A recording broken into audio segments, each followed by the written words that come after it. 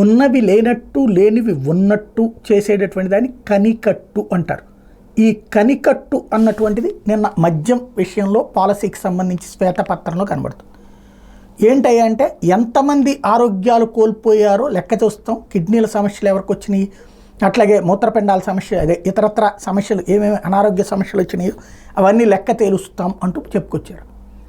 2019 నుంచి 24 మధ్యలో ఎవరైతే అన్ని ప్రభుత్వ ప్రైవేట్ ఆసుపత్రులలో ఎంతమందికి ఈ మద్యం సేవించడం వల్ల వచ్చింది అన్నటువంటిది రిపోర్ట్ తీయండి. గుడ్, అవసరం కూడా. వాళ్ళందరూ మందు తాగడం వలన ఆ రోగాలు వచ్చినాయా లేదా అన్నటువంటిది కూడా చెప్పండి.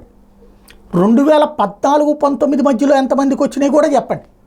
అలాగే ఈ మద్యం సేవనం వల్ల ఇలాంటి అనారోగ్యాల కారణంగా ఎంతమంది చచ్చిపోయారో కూడా లెక్క ఇవ్వండి. శ్వేతపత్రం అంటే అది 14-19 మధ్యలో ఏం జరిగింది, 19-24 మధ్యలో ఏం జరిగింది అన్నట్టు. ఒకటి క్లియర్, జగన్మోహన్ రెడ్డి మద్య నిషేధంలో ఫెయిల్ అయ్యాడు, నో డౌట్. రేటు పెంచాడు, అట్లాగే రెగ్యులర్ బ్రాండ్లు ఇవ్వలేదు. ఎందుకు అది అంటే చాలా క్లియర్. వరల్డ్ హెల్త్ ఆర్గనైజేషన్ లెక్కల ప్రకారం మద్యం వాడకం తగ్గాలి అంటే అందుబాటులో ఉండకూడదు, కాబట్టి రేటు పెంచాడు. అదే ఇప్పుడు 70 లక్షల మంది ఓట్లు తెలుగుదేశానికి పట్టడానికి కారణమైంది. క్లియర్గా కూటమికి పడ్డానికి మందుబాబులందరూ వ్యతిరేకంగా ఓటేశారు. ఎందుకు, రేటు పెంచాడు కాబట్టి. అదే సందర్భంలో ఒకప్పుడు మద్య నిషేధం అని చెప్పినటువంటి తెలుగుదేశం పార్టీ అదే సందర్భంలో గతంలో ఏం చేసింది, పర్మిట్ రూములు, బెల్ట్ షాపులు పెట్టింది.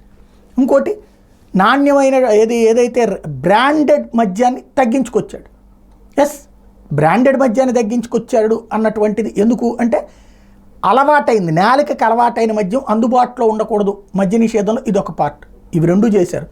ఇప్పుడు నిన్న చంద్రబాబు గారు ఒక నిజం చెప్పింది ఏంటంటే 18,000 కోట్ల రూపాయల వరకు తెలంగాణతో పోల్చుకుంటే మనకు ఆదాయం తగ్గిందని. అంటే ఆ మేరకు ఇక్కడ తగ్గినట్టే కదా. అయినా రాష్ట్ర ఆదాయం ఎక్కువ వచ్చింది, 25,000 కోట్లు. తెలుగుదేశం హయాంలో 7,500-8,000 కోట్ల రూపాయలు వస్తాయి ఏడాదికి. 25,000 కోట్లు మందు అమ్మారే. ఎన్నికలప్పుడు ఏం చెప్పారు, ఇంత మందు తాగేస్తున్నారా, ఎంత దుర్మార్గం ప్రజల నుండి అని చెప్పారు. ఇప్పుడు వచ్చేటప్పటికి 18,000 కోట్లు తినేశారని చెప్తున్నారు. అసలు ఒకదానికి పొంతనే ఉండట్లా. చాలా తెలివైనటువంటి ఆట, మీడియా ద్వారా జరుగుతున్నటువంటి ఆట కొనసాగుతోంది.